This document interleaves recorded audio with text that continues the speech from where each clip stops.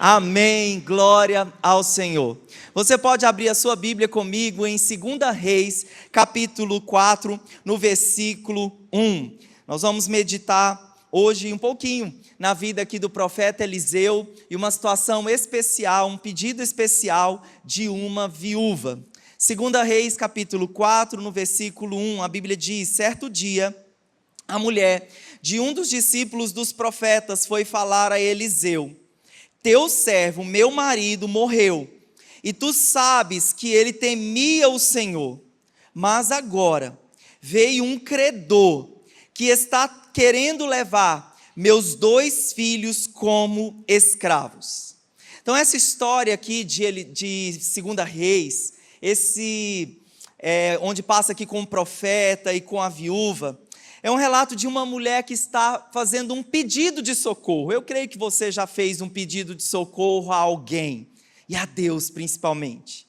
Essa mulher, ela recorre ao profeta, ela recorre a Eliseu, porque o marido dela havia morrido, e o marido dela era discípulo do profeta Eliseu. Então a pessoa mais conhecida para atender ela seria o Eliseu naquela situação. E a Bíblia diz que essa viúva, ela está abalada, ela está com as suas emoções abaladas. E por quê? Porque ela havia perdido o seu esposo, e não somente por isso, mas também aquele esposo, o discípulo do profeta, havia deixado algumas dívidas. E os credores daquele discípulo do profeta estavam atrás dele, porque para cobrar aquela dívida, e culturalmente a forma de cobrar aquela dívida, caso aquela viúva não tivesse recursos, seria levar os filhos dela como escravos. Fazia parte da cultura naquele tempo. Agora imagina você que é mãe, você que é pai, como você se sentiria se os seus filhos, que foram gerados por você, que você tanto ama, que você tanto tem investido, eles estivessem sendo ameaçados de serem levados como escravos. Então a crise dessa mulher é relevante, sim ou não?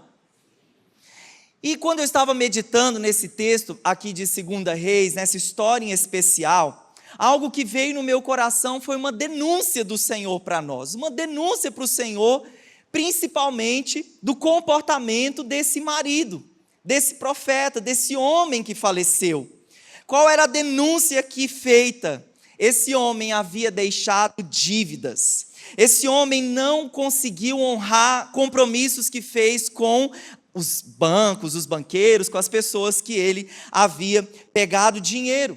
Então a denúncia realmente que esse homem, apesar de ser um crente, apesar de ser um discípulo do profeta Eliseu, esse homem, apesar de ter o temor do Senhor, que a Bíblia diz que ele temia o Senhor, mas ele não desenvolveu a habilidade da boa mordomia. Ele não desenvolveu a habilidade de ser um bom mordomo dos recursos a ele confiados. Então ele deixa a sua família em uma situação de miséria. Provérbios capítulo 13, no versículo 22, diz que o homem de bem deixa herança aos filhos dos filhos. Vamos ler juntos esse versículo?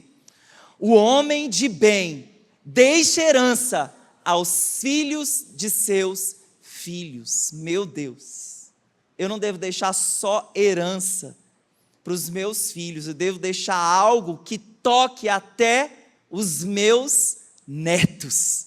É algo muito profundo isso, e realmente precisa deixar o nosso coração muito em crise. Então esse homem que faleceu, ele falou gravemente contra a sua família, e expôs a sua família a uma situação de escassez e de falência completa.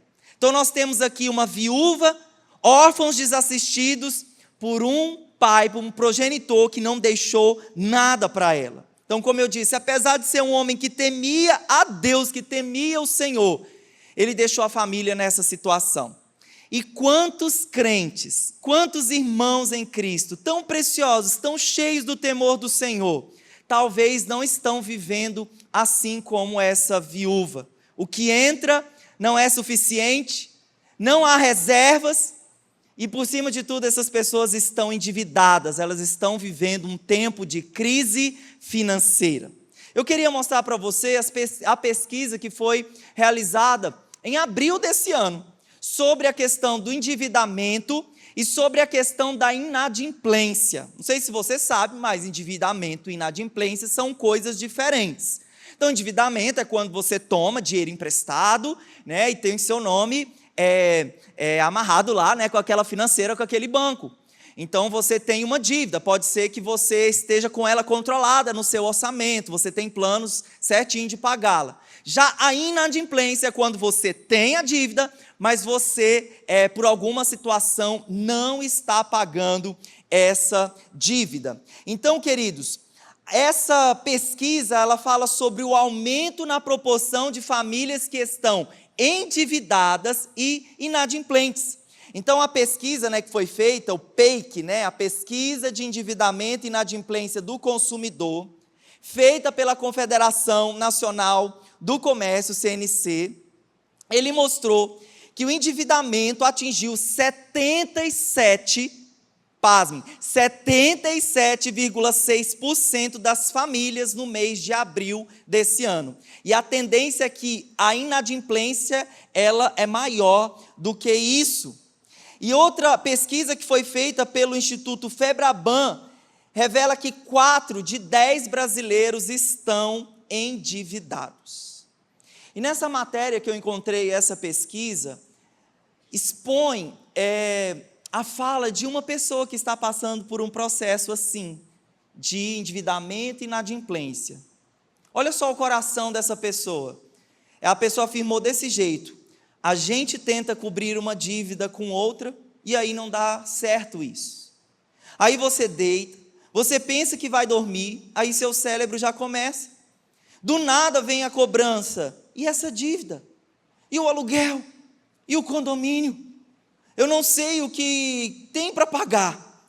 Como é que eu vou fazer? Como é que eu vou fazer? Queridos, a Bíblia, ela não recomenda fazermos dívidas.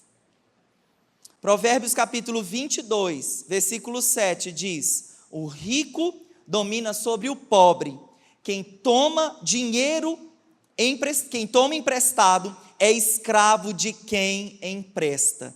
O rico domina sobre o pobre, quem toma emprestado é escravo de quem empresta.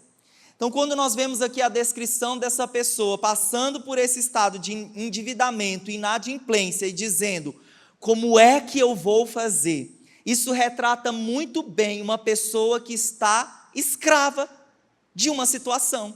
Então, quando eu tomo um dinheiro emprestado, seja de um banco, seja do cartão de crédito, seja de um parente, seja de um irmão em Cristo, à medida que eu pego aquele dinheiro, ele fica comigo até eu acertar. Eu sou escravo daquela pessoa, daquele banco, daquela situação. E isso é muito forte. Porque a Bíblia, querido, ela não encoraja a prática das dívidas. Lá em Romanos capítulo 13, versículo 8, a Bíblia diz: não devam a ninguém, senão o amor. A única coisa que nós devemos dever é o amor. Então, a ninguém, quando a Bíblia está falando a ninguém devam, senão o amor, é a ninguém mesmo. Então, o tema da nossa palavra dessa noite é da falência à abundância. Da falência à abundância, e eu queria, através desse texto, dessa história aqui do que aconteceu com a viúva e Eliseu, nós compartilharmos passos importantes para a transformação da nossa vida financeira. Parece que hoje a palavra não é tão espiritual, mas eu creio que Deus está levantando um povo tão íntegro, um povo tão sério, um povo tão justo em tudo que faz, um povo que reflete o caráter de Cristo. Então pode parecer que não vai ter tantos aleluias ou glória a Deus esperados, mas eu creio que é uma palavra para vacinar e para corrigir a rota do nosso coração. Então eu creio que Deus, querido, não apenas quer te livrar de dívidas, mas Ele quer te colocar numa nova estação de abundância. Quem recebe diz amém, amém. Em primeiro lugar, o que nós identificamos aqui nessa história entre a viúva e o profeta Eliseu, nosso primeiro ponto: peça ajuda, peça ajuda. 2 Reis 4, 1 e 2, a Bíblia diz: certo dia, a mulher de um dos discípulos dos profetas foi falar a Eliseu: veio um credor que está querendo levar meus 2 filhos como escravos. Eliseu perguntou-lhe: como posso ajudá-la? É tão interessante que essa viúva, ela não está mascarando a sua realidade. Ela não está fazendo dívida após dívida, indo atrás de situações para cobrir toda aquela situação que está acontecendo. Não, ela não nega a sua realidade. Ela não tentou esconder o seu problema. Nós temos que realmente aqui, essa mulher, ela está sofrendo os efeitos colaterais de alguém que foi afetado pelas más escolhas financeiras do seu esposo. Então é muito nobre da parte dela procurar o profeta, expor a situação dela. Quando ela está procurando o homem de Deus, ele está representando Deus, está representando a palavra, ele está representando o conselho do Senhor. É tão nobre que essa mulher, ela não está aqui, lógico, desesperada, abalada emocionalmente, mas ela busca o Senhor. Ela vai buscar em Deus uma resposta, ela vai buscar em Deus o que fazer. Então, queridos, o Eliseu está ali representando para mim e para você a palavra de Deus. Então, em momentos assim, a principal ajuda, uma das primeiras, primordial, buscar a palavra de Deus e o seu conselho. A Bíblia está recheada de conselhos nesse tema de finanças. Então, o esposo, queridos, daquela mulher carregou um testemunho de um mal pagador. Quantos já ouviram a expressão: olha, não faz negócio com crente não, porque crente é mal pagador? Quantos já, infelizmente, já ouviram isso? Muitas vezes, talvez desde quando eu sou criança. Infelizmente, muitos crentes carregam esse estigma. E eu queria contar para você uma história de um grande homem de Deus, muito conhecido na nossa nação, o pastor Luciano Subirá. Essa história está publicada em um livro dele, então é de domínio público, não estou expondo. No livro, Uma Questão de Honra, ele conta uma história de uma época onde ele e a sua família, a sua equipe, eles estavam concentrando seus esforços financeiros na implantação de uma igreja. Então, quando você está implantando uma igreja, é recurso que precisa vir para comprar cadeira, para manter, né, para colocar, é tudo do zero. E ele diz que eles, em primeiro lugar, queriam muito honrar os compromissos locais, tipo pagamento de aluguel, né, até o salário, né, dos pastores que estavam com ele. E ele falou: olha, como as saídas estavam todas concentradas nessa situação, nesse rumo, ele falou assim: eu vou deixar algumas contas para depois. Aí ele falou assim: eu vou deixar a conta de celular para depois, porque essas empresas, né, telefônicas, elas nem sabem quem eu sou. E aí deixou lá umas contas em aberto. Ok, autor de livro, publicou esse livro, Uma Questão de Honra, que é um livro que fala, recomendo para vocês, inclusive, nessa área financeira, top das galáxias. E aí um pastor amigo do Luciano Subirá falou: pastor, quero conversar com o senhor. Eu estou preocupado com uma situação que eu ouvi de uma ovelha e me constrangeu muito. E aí, beleza, o pastor Luciano recebeu ele, e o pastor trouxe essa informação: olha, uma irmã, ela leu o seu livro, Uma Questão de Honra, elogiou muitos pontos, mas ela ficou tão incomodada que ela disse o seguinte: olha, pastor, o pastor Luciano Subirá, apesar do livro ser maravilhoso, mas ele não tem autoridade para falar nessas questões financeiras. E o pastor: irmã, por quê? E aí ele está lá contando para o Luciano Subirá: mas por quê? Olha, essa irmã, ela trabalha numa companhia telefônica, e ao fazer a auditoria, né, lá assim, dos dados, os advogados que estão aqui estão escandalizados já com isso, né, mas olha o tanto que Deus usa as situações. Ela está fazendo a auditoria e identifica o nome do santo lá, Luciano Subirá. E ela chega no pastor constrangida: pastor, como é que ele pode ensinar sobre isso se ele não tem autoridade? Meu irmão, diz que o Luciano ficou tão na carne, né, trouxe a manifestação da ira para fora. Mas como assim? Meu nome não está nem no Serasa ainda. Como é que essa mulher pode expor os meus dados assim? Lógico, né, exposição de dados é realmente crime, mas assim, Queridos, Deus estava usando aquela situação, e o pastor, calma Luciano, calma, eu vim aqui para abrir os seus olhos, para dizer o seguinte: no seu nível, na sua posição de crente, na sua posição de ministro do evangelho, na sua posição de autor de livro, você não tem mais esse direito de deixar nem que seja uma conta de R$ 50 em aberto, porque as pessoas, elas esperam de você um modelo de integridade. Queridos, aquela lição, lógico, trouxe cura, aquela exposição. Muitas vezes nós não queremos mostrar a nossa realidade, abrir com alguém. Olha, eu estou precisando de ajuda, estou precisando de conselho, de orientação. Então toda essa ajuda foi importante, porque o pastor Luciano falou: nunca mais, Senhor, nunca mais eu deixo qualquer situação em aberto, porque eu, e não somente ele, mas esse é um exemplo para mim e para você. Nós carregamos o nome de Jesus. Jesus habita dentro de você pelo Espírito Santo. Então qualquer negócio, qualquer coisa que você faz, o nome de Jesus está indo à frente. Muitas vezes até a hora, né? Vamos abençoar, Senhor. Então o nome de Jesus tem que ir em todas as situações. Provérbios 12:15 diz: o caminho do insensato parece-lhe justo, mas o sábio ouve conselhos. Diga assim comigo: o sábio ouve conselhos. Então, procure ajuda. Eu estou com problemas. O que está entrando é insuficiente. São tantas dívidas milionárias. Procure alguém que vai lhe auxiliar. Procure alguém que nós vamos elaborar um plano. Pessoas que são experimentadas nessa área. Pessoas que têm exemplo, que têm autoridade nessa área. Queridos, tantas decisões perigosas são feitas quando nós não ouvimos uma pessoa, um conselho de alguém. Talvez você já viveu isso, a gente ouve muito isso, né? O maridão chega com bibi, né? Aperta a buzina do carro, chega em casa todo animado: amor, vem aqui fora ver. Vem aqui fora ver o quê? Trocamos de carro. Nada contra quem está trocando de carro, está com a vida em dias. Mas de repente a pessoa está endividada até o tutano, não conversa com a esposa, que é a sua adjuntora, que é a sua parceira, que deve participar aí do orçamento de casa, aí o maridão aparece lá: comprei um carro novo.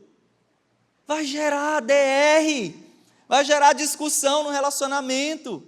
Queridos, nós precisamos ouvir conselhos. Uma outra coisa que nós sempre ouvimos: os vendedores, né? Parabéns, vendedores, vocês são maravilhosos, vocês sabem vender e pressionam as pessoas da forma bem poderosa. Mas o que nós que estamos do outro lado do vendedor devemos fazer? Analisar, falar: olha, eu preciso orar, eu preciso falar com a minha esposa, eu preciso abrir com o meu consultor financeiro, a pessoa que me ajuda. E depois resolver: meu irmão, o vendedor vai ficar na tua cola. Fala: meu irmão, deixa eu pensar um pouquinho. Quantas decisões são tomadas na força do impulso? Mas, queridos, ouvir conselhos é algo muito poderoso. Eu posso ouvir um amém? Então, queridos, um dos conselhos que eu posso te dar nessa noite, que uma das causas do endividamento é a falta de planejamento e de educação financeira. Então, quantas pessoas, né, já não falaram desse jeito, numa oportunidade, numa promoção? Eu quero porque está todo mundo usando e está todo mundo fazendo. Sim ou não? Quem já fez isso? Não, mas a vizinha está fazendo, o irmão da igreja está usando, o ciclano está fazendo. Com certeza você já usou esse tipo de expressão, eu também. Mas muitas vezes, as escolhas financeiras ruins que nós fazemos, elas são 3 situações, escolhas ruins financeiras: comprar por impulso, uso do cartão de crédito de uma forma descontrolada e vivermos acima das nossas posses. E eu queria te dar um exemplo desse primeiro situação aqui de comprar por impulso. Quantos aqui já ouviram a expressão que os olhos veem e o coração sente? Levanta a sua mão. Que os olhos veem, o coração sente. É assim no relacionamento, e é assim também nessa coisa de gastar, né?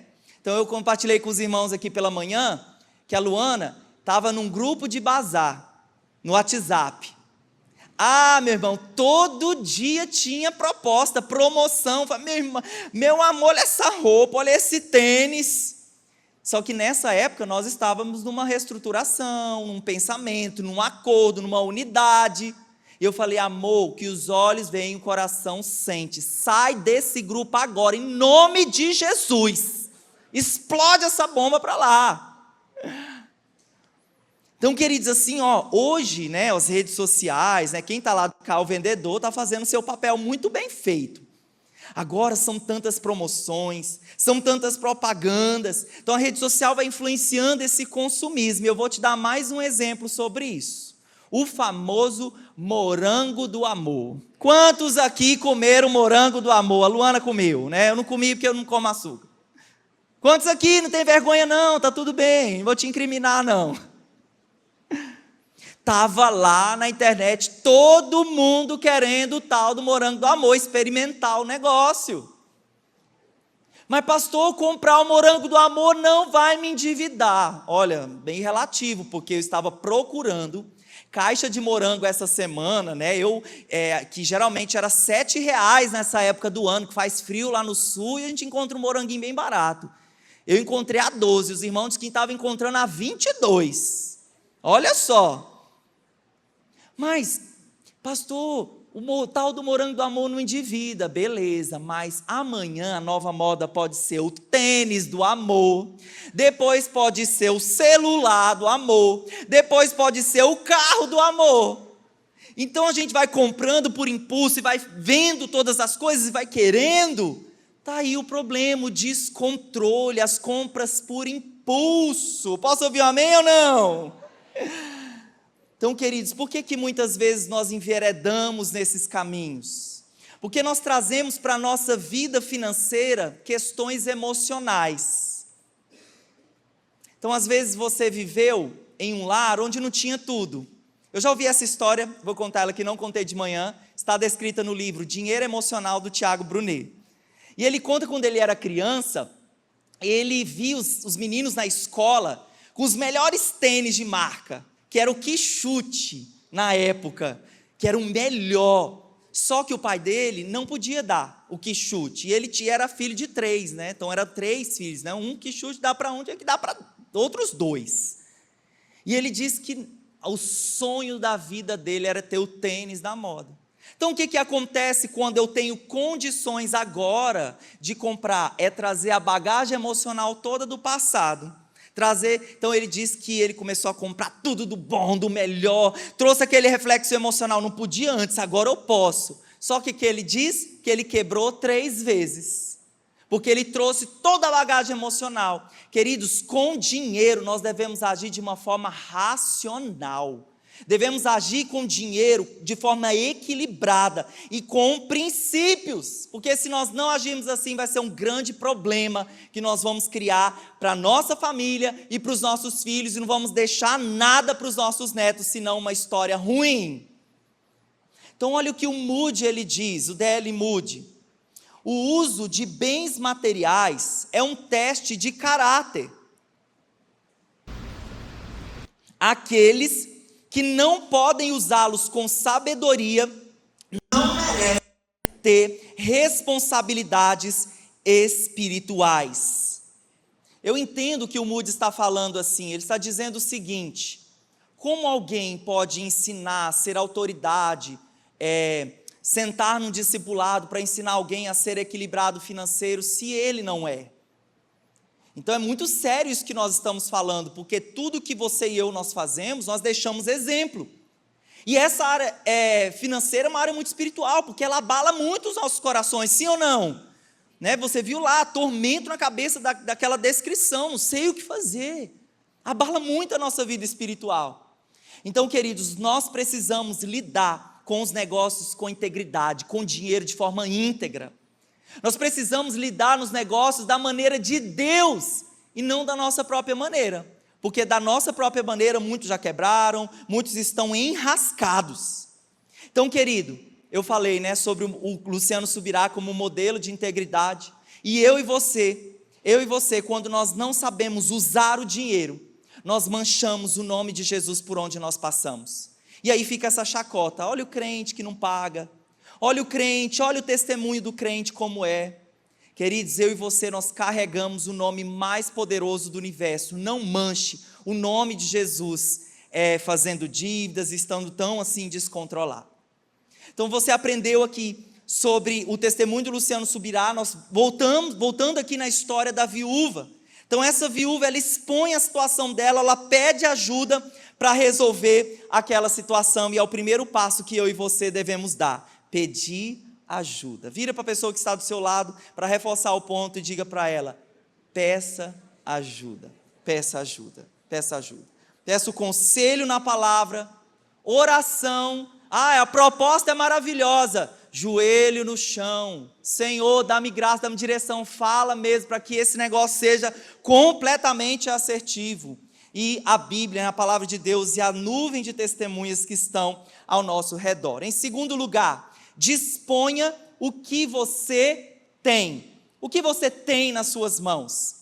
2 Reis 4:2 foi essa pergunta que Eliseu fez para a mulher. Eliseu perguntou-lhe: como posso ajudá-la? Como posso ajudá-la? Diga-me, o que você tem em casa? E ela respondeu: tua serva não tem nada além de uma vasilha de azeite. Então, em primeiro lugar aqui, o Eliseu, ele faz essa pergunta para ela antes de operar o milagre. Deus, né, então, como ela traz a questão para o Senhor, ela está prestes a receber o seu milagre em Deus, mas é tão interessante a forma como Eliseu vai dirigindo essa situação. Ele pergunta para ela: o que você tem em casa? O que você tem em casa?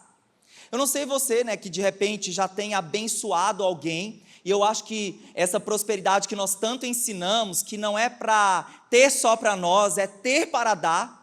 Logicamente, sempre que tem alguém precisando, seja generoso mesmo, abençoe essa pessoa. Mas é tão interessante que o Eliseu aqui, ele não abre a carteira para dar alguma coisa para ela. Ele está perguntando: o que você tem? O que você tem? Só queria voltar um pouco nesse ponto, que às vezes nós podemos sim abençoar as pessoas, devemos abençoar as pessoas, mas queridos, eu não sei se de repente você já sentiu isso, uma relação de dependência.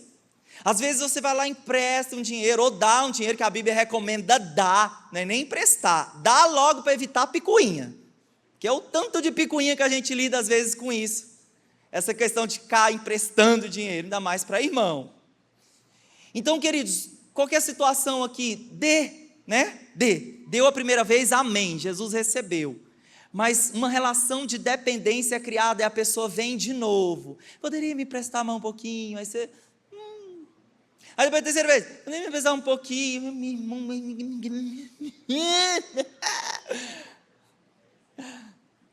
A ideia não é criar uma situação de dependência. A ideia é cada um de nós sermos independentes financeiros. Cada um cuida de si, da sua família, amém? Amém.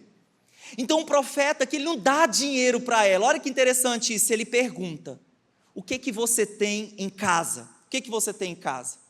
E a lição aqui é que Deus, ele vai usar aquilo que tem nas suas mãos. Deus vai usar aquilo que você tem para trazer transformação na sua vida financeira. Então o que é que você tem? O que tem na sua casa? E o que você tem, os recursos, as habilidades, as ideias, Deus vai usar para operar o seu milagre, amém? Amém? Então, queridos, a viúva aqui, ela respondeu em primeiro lugar assim, né? Olha, eu não tenho nada. Aí depois ela emenda um pouquinho a frase: senão um pouco de azeite. Então primeiro ela disse que não tinha nada, e depois emenda dizendo: eu tenho um pouco de azeite. Queridos, nós temos um exemplo ali no ministério de Jesus, na multiplicação dos pães e dos peixes, algo muito semelhante. Então o povo está com fome, uma multidão reunida diante de Jesus, pães e peixes são entregues nas mãos do Senhor, mas aqueles pães e peixes não dariam para alimentar nem a equipe de Jesus.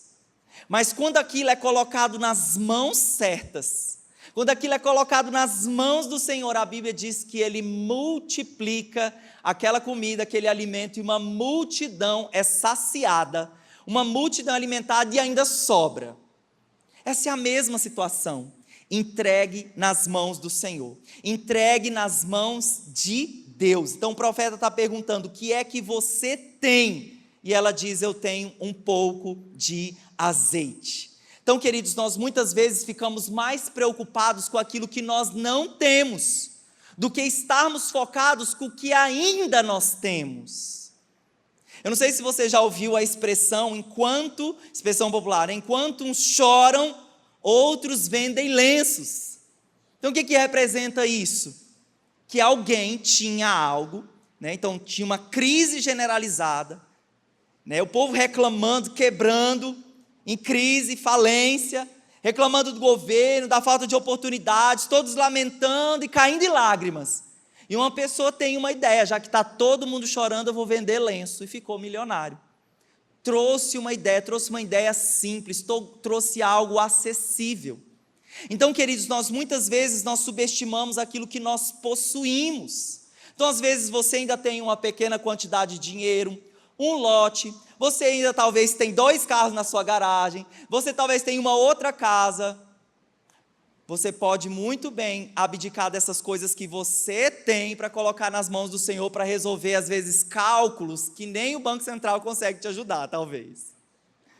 Então, queridos, eu lembro uma vez, né, também, eu vou contando vários testemunhos de várias fases, né, não sei se você também na sua casa passa por alguns perrengues, mas lá em casa a gente se ajustando nas nossas contas, a Luana sempre querendo uma coisinha a mais, né, assim, falar: amor, você é pedagoga, e ela teve a ideia, então as ideias simples, né, o pouco que nós temos, as habilidades que nós temos, às vezes pouco desenvolvida.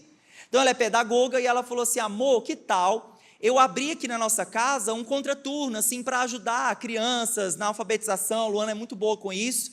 Eu falei: lógico, excelente ideia. Então ela pegou algo que estava nas mãos dela, à disposição dela, para servir naquele tempo, e foi muito bom para ela, para mim, glória a Deus. Então, às vezes, querido, o que está nas suas mãos? Às vezes você sabe falar um inglês, às vezes você tem uma segunda língua. Puxa, pode abrir uma turma, divulgar na internet que você vai dar aula, para se restabelecer, para sair de dívidas, para regularizar a sua situação. Então, queridos, uma coisa que nós podemos pedir para Deus, lógico, né, nós estamos trazendo para Ele: Deus, dá-me ideias, dá-me formas, dá-me estratégias, sabe? Isso é colocar nas mãos do Senhor, para que o Senhor te dê resposta, para que o Senhor te dê direção do que fazer naquela situação. Então, aquela viúva, ela entrega o que ela tinha nas mãos do Senhor, e a atitude de confiança daquela viúva abriu o caminho dela para a provisão do céu sobre a sua casa.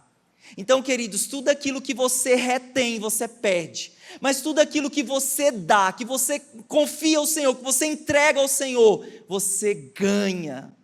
Naquele momento, o pouco que ela tinha, ela disse: eu tenho esse pouco de óleo. E foi isso que ela colocou nas mãos do Senhor. Então, isso nas mãos de Deus já era muito, já era o começo de um grande milagre. Amém?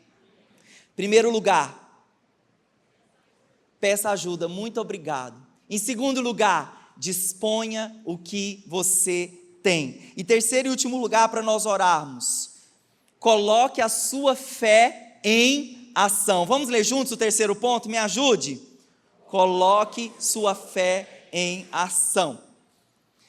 2 Reis 4:3. Então disse Eliseu: vá pedir emprestadas vasilhas a todos os vizinhos, mas peça muitas. Esse era a direção do profeta, esse era o desafio do profeta, essa era a palavra que foi entregue para aquela mulher naquele momento.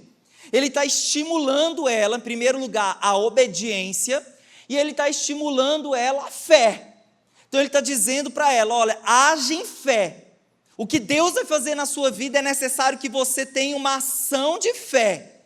E a Bíblia diz que ela corresponde a isso.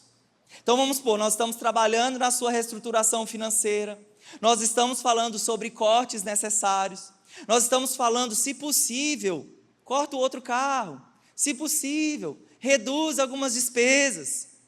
E aí a pessoa diz amém. Mas quando ela sai, parece que entrou por um ouvido e saiu por outro. Ela não faz nada. não foi isso o comportamento da viúva aqui. Pelo contrário, a Bíblia diz que ela saiu, que ela buscou o maior número de vasilhas vazias que ela encontrou, porque era assim que Deus ia fazer aquele milagre. Ele disse: saia, busca essas vasilhas vazias, porque a multiplicação desse azeite vai acontecer. Então essa mulher toma aquela palavra, toma aquela direção, toma aquele conselho de sabedoria de Eliseu, e ela coloca em ação. Então qual o princípio nós vemos aqui? O princípio da obediência e da fé. Diga assim comigo: obediência e fé. Mais uma vez, obediência e fé. Então, queridos, a quantidade de vasilhas que essa mulher trouxesse iria determinar o tamanho da fé que ela tinha. Então, se ela fosse lá em algumas vizinhas e pegasse somente algumas vasilhas e trouxesse poucas vasilhas, isso mostraria a fé dela, que a fé dela era pequena. Agora o que ela fez? Ela foi e catou com os vizinhos o maior número de vasilhas. Então isso mostra o quanto a fé dessa mulher foi estimulada pela palavra do Senhor. Então, queridos, o caminho de fé e de obediência gerou na vida dessa mulher um grande milagre de multiplicação. Então, queridos, você e eu, nós temos um Deus que se deleita na obediência. Lá em Isaías capítulo 1, 19, olha o que o Senhor diz sobre os corações obedientes: se vocês estiverem dispostos a obedecer, comerão os melhores frutos desta terra. Se, obediência condicional, é condicional. Se, Deus não está te obrigando a colocar em prática os princípios na vida financeira, se faz parte da decisão do seu coração. Então, queridos, você vai receber de Deus, de acordo com as vasilhas que você levar para o Senhor encher. Então, a sua fé, querida, ela determina o que você vai receber do Senhor. Diga-se comigo: a minha fé determina o que eu vou receber do Senhor. Hebreus 11:6 diz: sem fé é impossível agradar a Deus, porque aqueles que do Senhor se aproximam precisam crer que Ele existe e Ele é recompensador daqueles que o buscam. Deus encontra corações cheios de fé, que o agradem com esse espírito de fé. Então, queridos, Deus ele age de acordo com o tamanho da sua fé. Naquele caso, aquela mulher ela estava cheia de fé. Ela trouxe o maior número de vasilhas. E eu pergunto para você, qual o tamanho da sua fé? Você tem fé para Deus encher quantas vasilhas na sua vida? Você tem fé para ver o Senhor restaurando o seu casamento? Você tem fé para ver o Senhor curando você? Você tem fé para ver o Senhor agindo na sua vida financeira? Você tem fé para ver Deus agindo dessa forma? Amém? Então, queridos, Deus age, diga comigo, Deus age de acordo com o tamanho da minha fé. Então ela procura o profeta libera a palavra a ela, e ela que coloca aquela palavra em ação. Então muitos de nós achamos que Deus vai fazer o milagre todo. Queridos, mas existe a parte de Deus, que é a melhor parte, a parte poderosa, mas existe também a nossa parte. A gente ensina didaticamente oração, né? Orar, ação. Então às vezes a pessoa está com: Senhor, resolve a minha causa, me abençoe, e Deus sim vai abençoar, mas existe um passo de fé, existe uma ação do nosso coração. Então essa mulher, o passo de fé que ela deu, ela buscou as vasilhas. Então Deus está falando, o profeta falou, o que você tem em casa? Ela disse: eu tenho azeite. Então busca vasilhas que o milagre vai acontecer. Então o passo de fé dela, ela buscou as vasilhas, ela fechou a porta, que foi o comando do profeta, ela encheu as vasilhas. Então todos esses passos, o profeta não, inclusive é tão interessante isso, o profeta não estava dentro da casa, o profeta não estava participando, ele não estava vendo, ele não colocou a mão nas vasilhas, não foi ele que pegou as vasilhas e começou a fazer isso, foi a mulher. O passo de fé que essa mulher estava dando mediante a um princípio, há uma palavra. Então, queridos, a parte de Deus te abençoar com todos esses princípios maravilhosos. A Bíblia está recheada de conselhos de sabedoria na área de finanças. Eu posso ouvir um amém? Então a Bíblia nos ensina sobre princípios, sobre conselhos. Agora a parte de ser fiel, de ser generoso com dízimos e ofertas, que é uma área poderosíssima que traz restauração e alinhamento. Quantas pessoas endividadas até o tutano que nós orientamos, seja fiel ao Senhor. Mas eu estou endividado, seja fiel ao Senhor, creia no milagre. Esse é o princípio, isso é que a palavra nos diz. Então, pessoas colocam em ação. Então essa parte de ser fiel e generoso é sua, não é de Deus. A parte de ser fiel com os 90% a você confiado para ser um bom mordomo, não é de Deus, é sua parte, é você quem faz. É você quem faz o orçamento, é você quem reduz os gastos, é você quem promove uma poupança, é você que busca em Deus criatividade para empreender, para algo de Deus vir e para você sair dessa situação. Então esse passo de fé é você que dá. Como essa mulher nos ensina passos de fé, sim ou não? Sim. Olha o versículo 4 e 5, que a Bíblia diz. Depois o conselho, já adiantei um pouquinho, mas vamos dar continuidade no texto aqui. O profeta diz, depois que você pegou todas aquelas vasilhas, entre em casa com seus filhos e feche a porta. Derrame aquele azeite em cada vasilha e vá separando as que você for enchendo. Depois disso ela foi embora.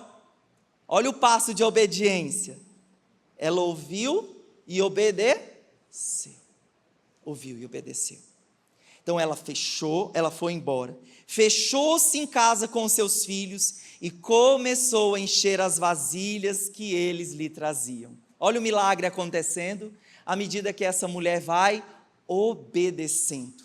Então a direção do profeta aqui nesse ponto foi muito clara. Ele falou o seguinte: entre na sua casa, somente você com seus filhos, somente vocês devem estar presentes nesse momento de multiplicação. Somente vocês. E por que o profeta ele faz isso? Por duas razões. Em primeiro lugar, para gerar unidade entre a família, diga assim comigo, unidade. E para deixar a incredulidade de fora, diga comigo, incredulidade. Então as duas lições, unidade e incredulidade. Falando sobre a unidade. Esses tempos de crise financeira são excelentes oportunidades de Deus para que a família possa caminhar na mesma direção. A Bíblia diz que a casa dividida entrará em ruínas. Então, o líder do lar, o pastor, como eu disse semana passada, o que tem autoridade sobre o lar, nos lares onde há só mulheres, você é autoridade com seus filhos. A família ela precisa ter alguém que vai dar a direção e unida nesse propósito. Por exemplo, nesses períodos de crise, algumas coisas nós temos que começar a cortar. Sim ou não? Sim. E vai sofrer. As crianças de repente vão sofrer. A mulher vai sofrer. O marido vai sofrer. Vai cortar o carro, vai cortar o salão de beleza, vai cortar um negócio. Vocês sabem disso. Mas se não houver unidade, se a família não estiver participando dessa resolução, é divisão, o povo fica sem cabeça. Eu vou te contar um outro conselho lá de casa, uma coisa que nós fizemos quando nós casamos. Então, quando nós casamos, ainda era o início do casamento, era certinho, pagar as continhas ali. E aí o jovem, acabou de casar, quer ir no McDonald's todo fim de semana, quer comer hambúrguer, sanduíche, açaí. E vocês que são pais, quem que é pai de 2 filhos, que a família é de 4 pessoas? Levanta a mão. Vou dar o exemplo do açaí, porque lá em casa é de regra, inclusive eu faço combinado com os meninos de se comportar na igreja, açaí depois do culto. Queridos, R$100, uma rodada de açaí, só para os lados de casa, e é tudo fitness, sarado, imagine. 100 multiplicado por 4, 400, mas na época do início do casamento, não tinha isso tudo, essa condição. Então eu falei, Luana, vamos ter um combinado. Vamos sair uma vez depois do culto. Ai, amor, quero tanto no McDonald's. Eu também, né? Eu também, querida. Naquela época que eu comia pão, agora não. Mas aí tomamos essa decisão. E é muito mais barato comprar uma tapioquinha para fazer depois do culto, um cachorro quente, um negocinho assim. É mais barato. E o pai agradece, o pastor está recomendando isso aqui, amém? E a família caminha nessa direção, sem crise. Agora, quando a esposa não sabe das decisões do marido, né, assim, aí fica aquela, gente, direção, vamos ter unidade no lar. Provérbios 21:20 diz: o homem sensato tem o suficiente para viver na riqueza e na fartura, mas o insensato não, porque ele gasta tudo o que ele ganha. Olha o que a Bíblia diz sobre o homem que gasta tudo que ganha e não guarda nada, ele é insensato. Então a família precisa caminhar junta, sabendo o poder de andar num orçamento, de economizar para comprar à vista, de não fazer mais dívidas, que quando tem unidade tem vitória, sim ou não? Então a palavra de fé, nós vamos sair dessa situação, nós vamos sair desse vale. Esse vale não é para sempre, eu declaro isso sobre a sua vida. Esse vale não é para sempre. Deus vai com você, o milagre que vem de Deus juntamente com a sua cooperação vai acontecer na sua vida. Eu posso ouvir um amém? Então nós falamos da unidade, em segundo lugar a incredulidade. Por que ninguém poderia entrar naquela casa? Por que nenhum vizinho mexeriqueiro podia entrar na casa? Geralmente vizinho é assim, não é? Fica falando, vai não dar certo. Aí a sogra, bota a sogra lá, perdão as que são sogra, perdão a minha que está aqui também. Aí a sogra vai, será que isso vai dar certo mesmo, meu genro? Então o que o profeta está falando? O milagre vai acontecer só com a sua família nuclear aí. Porque todas as vezes, querido, porque é onde há fé tem milagre. Mas onde não tem fé, não tem milagre. Então às vezes está ali a pessoa duvidando, será que vai sair uma gotinha desse negócio aí? Então era só para aquela família vivenciar aquele milagre, e o profeta pede para o pessoal ficar de fora, é só para a família ver. E eu creio, sua família vai viver milagres, em nome de Jesus. E o milagre acontece, dá um glória a Deus! Nosso Deus é poderoso, nós já sabemos que a história ia terminar assim. Mas o versículo 6 e 7 diz: então o azeite parou de correr. Ela foi, contou tudo ao homem de Deus, que lhe disse: vá, venda o azeite, pague as suas dívidas. Olha, mais um conselho do profeta para aquela viúva. E você e seus filhos ainda poderão viver do que sobrar. Então agora, de posse, com todas aquelas vasilhas cheias, transbordando daquele azeite, e azeite naquela época era bufunfa, era um valor alto. Então Deus, olha, Deus que traz, agora essa mulher ficou rica, a abundância do Senhor sobre ela. Mas o profeta não diz para ela, agora guarda o que você tem, não dê para ninguém, não oferta na vida de ninguém, guarda, não. A Bíblia diz, olha o conselho prático, vá agora, venda esse azeite e acerte as suas dívidas. Meu tema principal com você, o que eu queria falar aqui mesmo para você, era sobre isso, sobre tirando o seu nome de dívida, trabalhando para você ser livre financeiramente. Então olha o conselho que o profeta ele diz para ela, venda o azeite e pague as suas dívidas. Então o que ele está dizendo para ela? Administre bem agora o milagre, administre bem o milagre que Deus entregou e confiou a você. Seja um bom administrador dos recursos confiados em suas mãos. Eu comecei falando de Provérbios 13:22. O homem de bem deixa herança aos filhos de seus filhos. Se você partisse hoje, e nós não temos o controle da nossa vida, você deixaria dívidas ou deixaria uma herança para os seus filhos e os filhos de seus filhos? Amém? Vamos ficar de pé? Então nós falamos, vamos recordar os pontos para encerrar aqui. Ponto número 1, peça ajuda. Em segundo lugar, disponha o que você tem. E em terceiro lugar, coloque a sua fé em ação. Feche